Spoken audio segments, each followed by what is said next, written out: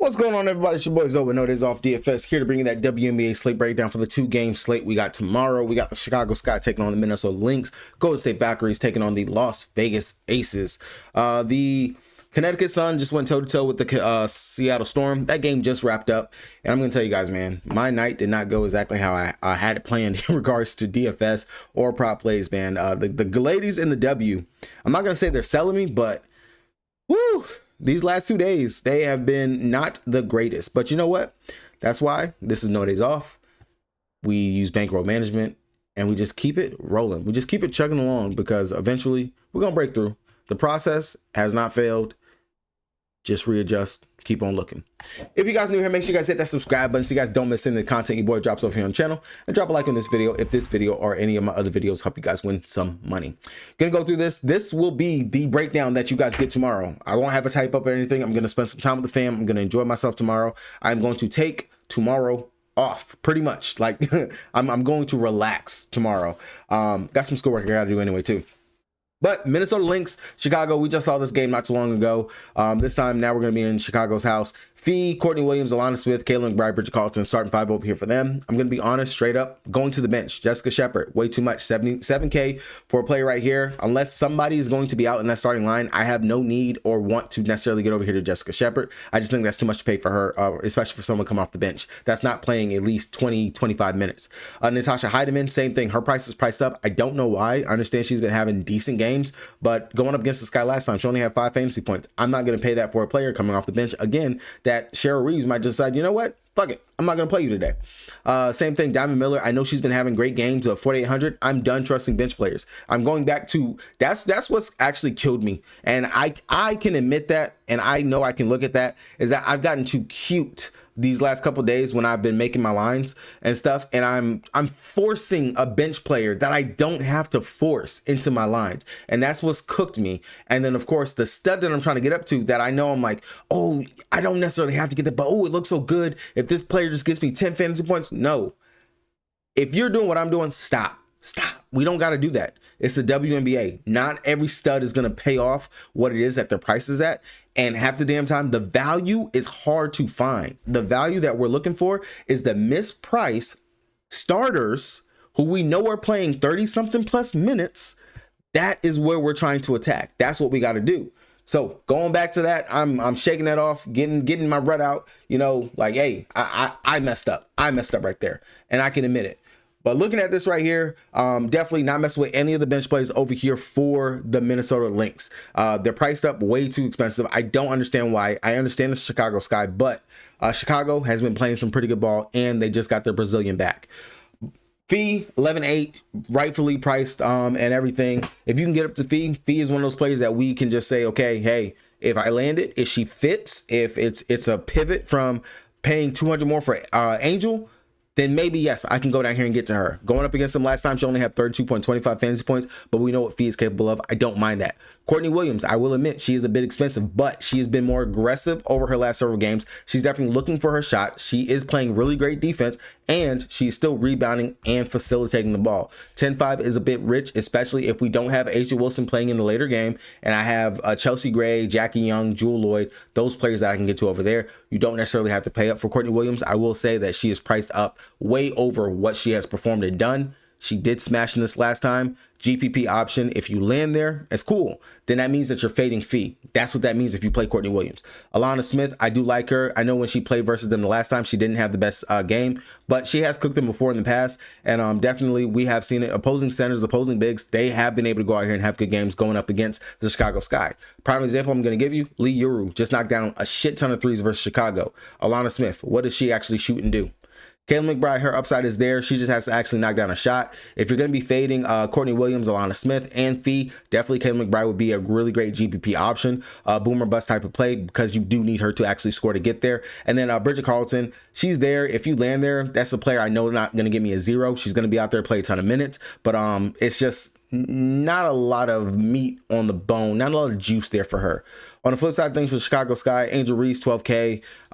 Definitely, I know the last time she was questionable due to a leg. Hopefully that's not an issue or anything for her. She killed it going up against the Minnesota Lynx, 46.75 fantasy points. Now she has her twin tower back with her. Definitely don't mind paying up for Angel. That is the pivot directly off of fee if you do get there. So if you're running a line and you decide, hey, I'm going to play Courtney Williams, Alana Smith, run Angel Reese, find me my value in the Golden State Valkyrie and Las Vegas Aces game. Like, that's something that you can do. Now, I will say this though, if you think maybe you don't want to play fee, I know they have Elizabeth Williams priced up more than Cardoso. Cardoso should be the starter. Like, and I'm not saying should be because of the fact that she came off the bench last time. She just got back from overseas. She's had some more time off. I expect for her to go back into the starting line. It's not like she was playing bad or anything like that for Elizabeth Williams to overtake that spot. I expect Cardoso to be back in the starting line. And if she is, she's cheap. She's 7,400. We know she's going to at least play about 25-ish minutes out there. We know as long as she gets herself out of foul trouble, she can give us a really great game. I would definitely take Cardoso over everyone that is priced up above her. Banham, she did pop last time going up against the Minnesota Lynx. This was her former team. 28 fantasy points, 20 actual points. But again, she's relying heavily on her to actually score in order for her to give us a good day. GPP option, especially at 7,800. Atkins, I think she's kind of a bit priced up. If I got to choose between Atkins and Courtney Williams, I will play Courtney Williams over her. And Elizabeth Williams, I'm only going to play that right there if she's starting. If, and that's a big if right there for me. Outside of that, Rebecca Allen, Lightning has to strike twice in order for me to actually want to even go there, and she's playing off the bench now. I'm not paying 6,800 for Rebecca Allen. Same thing for Kia Nurse. No. If Anya Wene is still starting, that is our value right there that we could possibly play on the slate, because if she's starting, she should at least hopefully play upwards towards 20 minutes. I know they yank her back and forth because sometimes Onion plays great, sometimes she doesn't, but that is a risk that I would take with a starter versus trying to play someone off the bench like a Haley Van Lith, a Wes Beld, or something like that. Golden State Valkyrie taking on the Las Vegas Aces. This team, they're showing that they can bring that defense identity that they've had onto the road with them. Kayla Thornton, 9,600, rightfully priced so. She's playing very well still. Asia's there. Asia's not there. Still, a lot of her shots come in that mid-range. She can get to the cup, and she can also knock down that 3-ball. 9,600, I like it. That's definitely a price that I would pay for one of the studs on today's slate. Veronica Burton, her price is 9,200. It has come up after some pretty big games that she's had. 43.5 going up against the Indiana Fever, 26.75 versus Atlanta Dream. Last time that she played going up against the Las Vegas Aces, she had 44.25 fantasy points. To me, it's so weird because I'm not too sure about her minutes. Sometimes they're there, sometimes they're not. But I will say, if they're trusting her now, they're letting her play her role, and she's blossoming in it. I do like her as a potential play because I do think Tiffany Hayes will have the tougher defensive matchups in regards to it, and I think Burton can go out there and still have a good day. We have seen opposing guards, especially those that can shoot, and Burton is showing that she can shoot her shot. We have seen them actually go out here and have decent days. 9,200, it gets you off of Courtney Williams, gets you off of Ariel Atkins, and it's a decent spot, decent play at the guard spot. Tiffany Hayes is kind of a fade for me. I definitely do think she has the tougher matchup when it comes down to it. Didn't play versus the Aces earlier this season when they played. Fag Bentley, Billings, I'm really torn because they're splitting a lot of minutes in regards to the big rotation.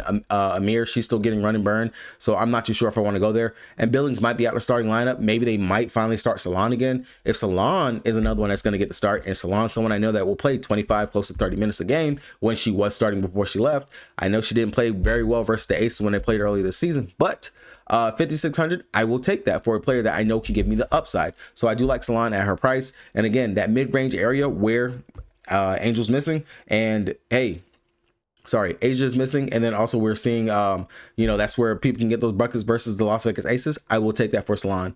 Outside of that, everyone else off the bench, they're all GPP options. I wouldn't mess with that unless Chen all of a sudden gets to start over Martin. Then that's that. Kay Martin, she's 6,400, a bit priced up to me in my eyes for what she does over there for them. I don't see it necessarily for her. Maybe quote unquote revenge. She's playing back in Las Vegas, so maybe. On the Las Vegas Aces side, we got to know if Asia's going to be in or out. If she's in, 11.7, cheaper than Fee, cheaper than Angel. So then definitely maybe we can go ahead and play Asia. Just hope for the upside. But it's a tough defensive matchup that she will be going up versus in the Golden State Valkyrie. She dropped 27 fantasy points versus them earlier this season. I'm not sure if I want to get there to her, especially coming off of a wrist injury, and it looked like she had a shoulder issue before she even hurt her wrist. I will look towards more towards Jackie Young, Chelsea Gray, Jewel Lloyd if she's in or even if she's out. Dana Evans, I know that she's been playing very well off the bench, but 5,800, and I'm not too sure what Dana I'm going to get. I know she is also relying on her actually knocking down her shots and everything like that as well. Going up against the Golden State Valkyries, she had 8.75 fantasy points. I'm just not comfortable doing that with my bench players, especially if you're above 5'5". If you're above 5'5", you're hard for me to stomach coming off the bench at that price. Like, I'm just going to be very honest. Nalissa Smith at 8'8". Why the fuck is Nalissa Smith 8'8"? I'm not paying that for Nalissa Smith. I will drop down here and play Jewel Lloyd instead.